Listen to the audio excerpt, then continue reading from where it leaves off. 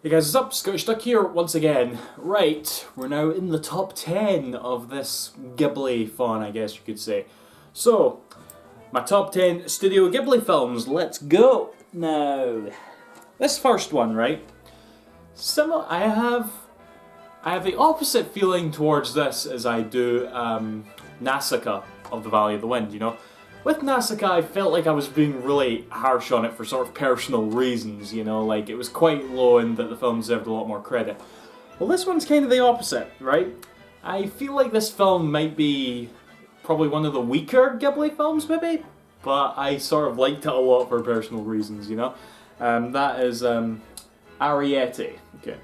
I think there was like supposed to be a subtitle for this in a different regions or whatever, but here it's just Arrietty. So, yeah, this one was, I think, the last one I watched actually. You know, obviously I haven't watched Tales from Earthsea and Grave of the Fireflies yet, but this was the last one I watched. And I remember thinking, yes, I made it all the way through this, now to watch this. And see, when I finished it, I was actually quite sad, you know, because it was like, I've ran out of Studio Ghibli films, I can't watch anymore. And I think I sort of fell in love with this a bit more for that reason, you know. It's also a very cute film, a very cute adaptation of The Borrowers. You know, The Borrowers was a series of children's books. I never read them. I only saw that live action film. I remember watching it as a kid and watching it a lot, but thinking back, it probably wasn't that good. I don't know, I'll put the poster of it up here if I remember. Did anybody else watch that? Because, yeah, it's weird. I can remember everything. I watched it so much, I remember everything about that. But anyway, that doesn't matter because this is like an anime version of The Borrowers. And I thought it was really cute, you know. Obviously you've got Arrietty, you know, a borrower. And they play up the fact that there really aren't that many borrowers left in the world. And I think that's sort of a thing with the borrowers because they can't really like keep track of them, there's so little. But they go about borrowing stuff from the house and yeah, things that the humans won't miss and they just go about it. And they hate humans, you know? I remember just watching it and thinking, oh, why do the parents have to hate humans so much? Because you know that they're gonna like be pally in the end. Well, actually, no, they don't necessarily get pally, you know? And, you know, it's funny, I was just about to complain about that, but I'm just now thinking about it, because Arrietty, and you've got another boy called Sho, I think his name was Sho? Yeah, Sho. 12-year-old boy, he's aware of the borrower's existence because his mum told him, and he's got a heart condition, and him and Arrietty sort of interact with each other, and, you know, I think they're apparently about the same age, and I was about to say, I was a bit annoyed that those two never really had a moment per se, you know, a little montage of them hanging out or something, I don't know. For some reason I really wanted that, but they never have that. They just exchange a few words and then they sort of help each other out of that, and, you know, that's it. And on reflection, just right now thinking about it, I think that was actually in the film's favour, you know? Because it keeps the worlds, you know, as isolated as possible, but they still left an impact at the same time, you know? I'm literally just thinking about that now. Maybe I'm not giving this film enough credit that it deserves, but the main reason I'm putting it this high is because it was just a really cute little film that I enjoyed watching, you know? There's some good moments in here with Arrietty and questioning her position and all that, and I really liked it. The only thing I can really say that was bad was the fact that, as I sort of was saying there, not a lot happens in this film, especially the third act, right? We definitely have a villain for this film, you know? The villain, she's a bitch. She, like, does stuff near the end, and it's just like, why are you doing this? Why? You're just being the villain because we need a villain, aren't you? And that's really the case, and yeah, she gets some, or just desserts, you could say. But the third act, nothing really happens, you know? It's just like, something happens, it gets resolved, the end, you know? It was a little bit anticlimactic in that sense, and like I said, this was the last Ghibli film I watched, right? It left me really wanting more, even without the sort of semi-anticlimactic ending, you know. I just wanted more, you know, so it's I'm biased with this one, I would say, you know. I do maybe think that this one's a bit too high and Nausicaa's a bit too low, but fuck it, I'm sticking with it. Arrietty and the Secret World, I think it's called in other regions. I have no idea, but yeah, good one, definitely. Right, now this next one, I remember this was the third Studio Ghibli film I watched. Now, my friend who I keep referring to throughout these videos, you know, we'll call him Tara. Hi Tara, I know you're watching this. This is his favourite one, and it was only after watching my first two that I thought to myself, well, okay, what one do I watch next? Because obviously I was kind of wanting his input, and he recommended this. I'm like, okay, and I went right to HMV, as you'll see the sticker for it here, and I just picked it up. And it was a very recent one, from Up on Poppy Hill. 2 for $20, that was pretty much how I bought all these films, to be honest. But yeah, this is basically a very, well, basic slice of life film set in like 1960s? Yeah, 1963 Japan, you know. Very basic, just stars like a schoolgirl who gets a crush on a boy, and they kind of just roll with it. And it's a very somber film, you know. It's just nice to watch, right? That's really all I can say about it. The setting in particular, right? The setting in this film, you know, the little boating town in 1963's Japan, right, really makes you hate where you live, okay? It's just so pretty, you know? It's like, I want to live there. Why can't I live there? It's not fair, right? That's how I felt watching this film and looking in the scenery and all that, right? It was, oh, come on.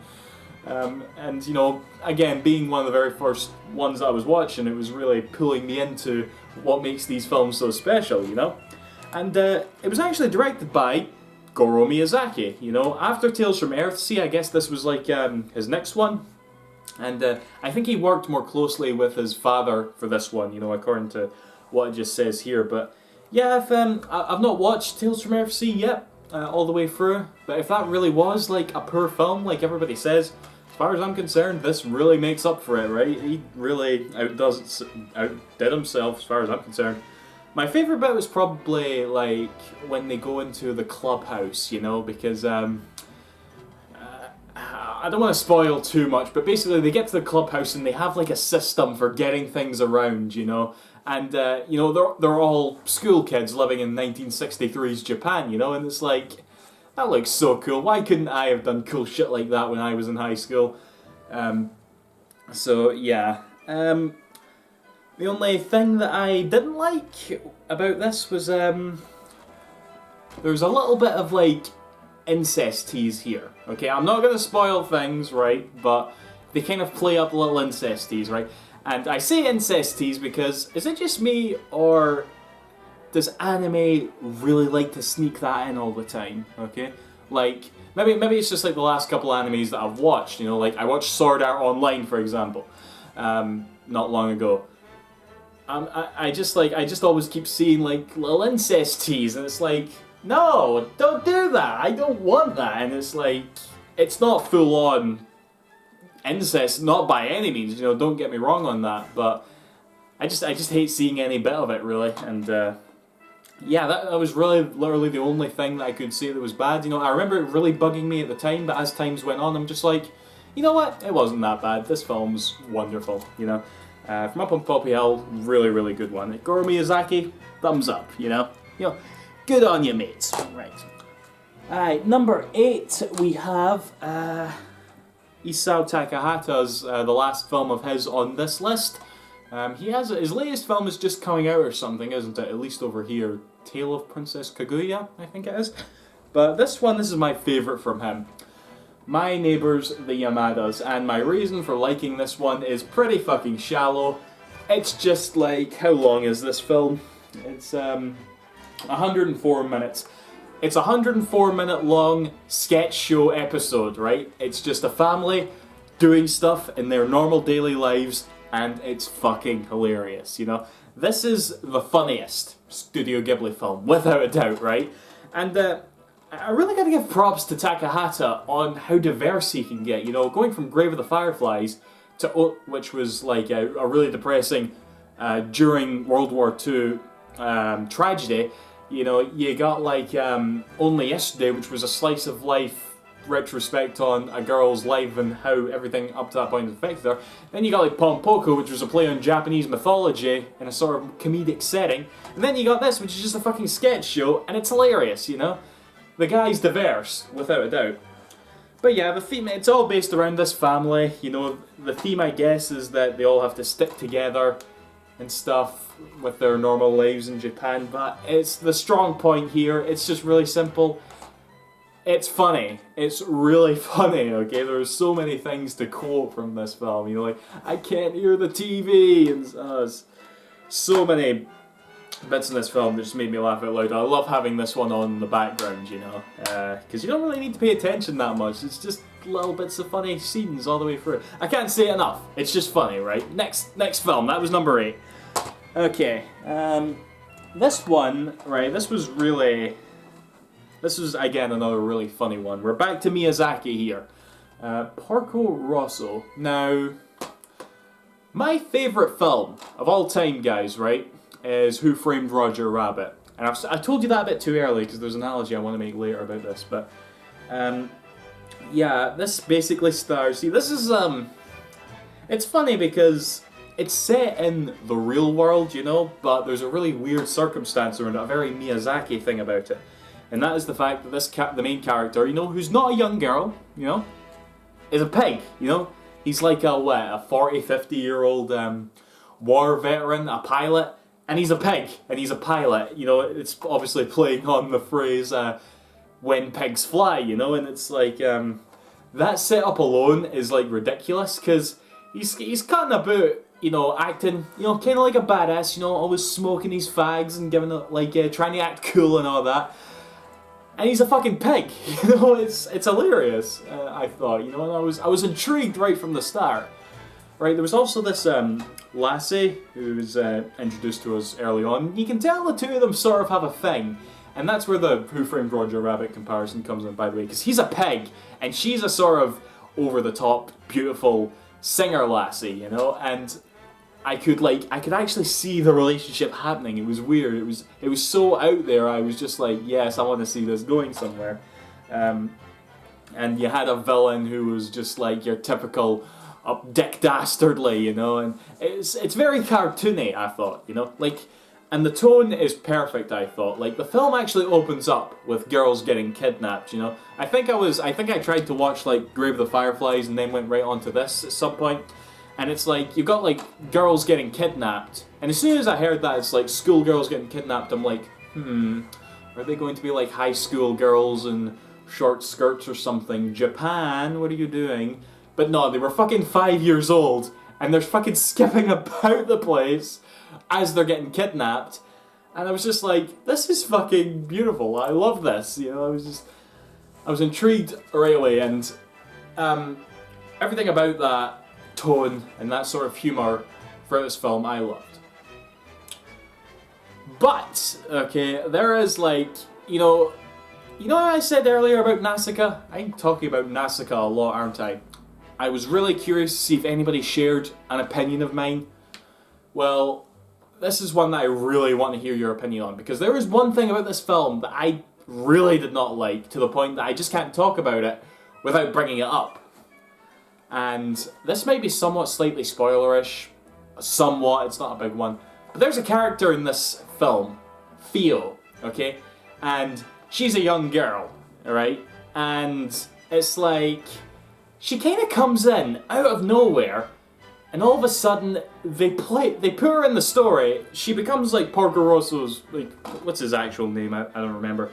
But they have this girl cut about the main character. You know, she's a young girl. Again, she's like what, in her teens, and he's like a 40-year-old war veteran, and he's a pig. And they sort of play them up like they're an item all of a sudden, and I'm just like, no, what about that over-the-top singer lassie? What happened to her? You know, it wasn't even the fact that they were playing that off. I was just really not liking the fact this character came in all of a sudden. You know, I didn't like her, and all of a sudden she's one of the most important things in the plot, okay? And they definitely, like, I was having a conversation about this with a friend, you know, but they definitely play the two of them up as an item, you know?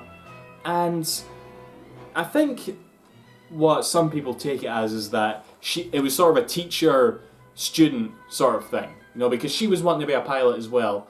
But that's not what I got, and I was just not digging it in the slightest. You know, I really did not like that character. And it's such a shame because everything else in this film is wonderful. You know, I love everything else. Literally. It's just that one character who drove me up the wall. And I'm putting this pretty high. You know, this is number 7, right?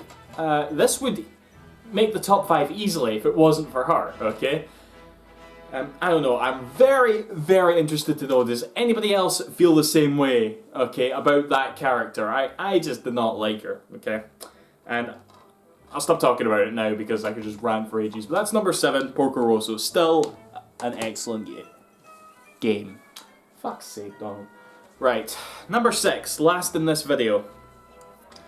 Now, it's going to be hard to talk about this because you can't really talk about this one without talking about another Studio Ghibli film, but I'll probably make that comparison when I get to that other Studio Ghibli film.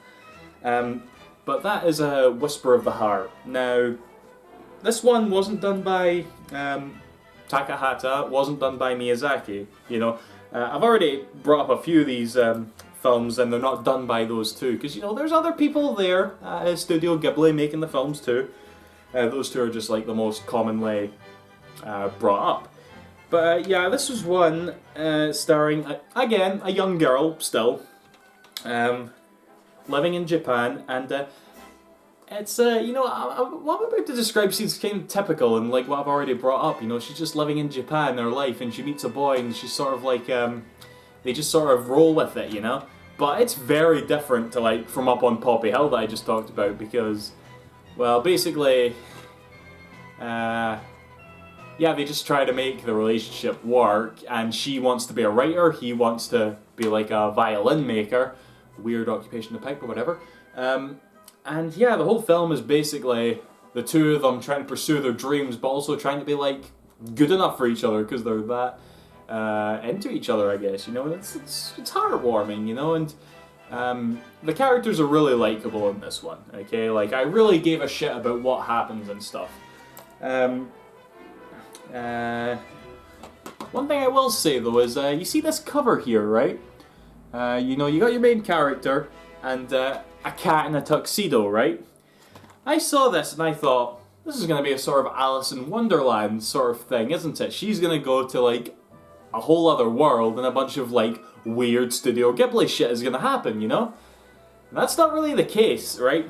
This is, like, just depicted in little, daydreams that she has, basically, you know? You don't actually go to a sort of world, it's all kept in the real world, you know? And I just remember getting to the end of the film, feeling very satisfied, because it was a brilliant film, but feeling a bit cheated at the same time, you know? Because it's like, oh, I thought we were gonna go to a whole new world, and fly magic carpets and shit, I don't know, but no, it's just a very sort of basic high school romance, you know? A very good one, a very, very good one at that I enjoyed immensely, but yeah, I just felt a bit cheated, that's all. But like I said, one of the things I really want to talk about in relation to this is related to another film that I'm not going to talk about now because it hasn't showed up in this list yet, so we'll talk more about this when we get to that. But that's numbers 10 through 6. I'll see you in the top 5. So yeah, see you after, guys. Thanks for watching. Bye-bye.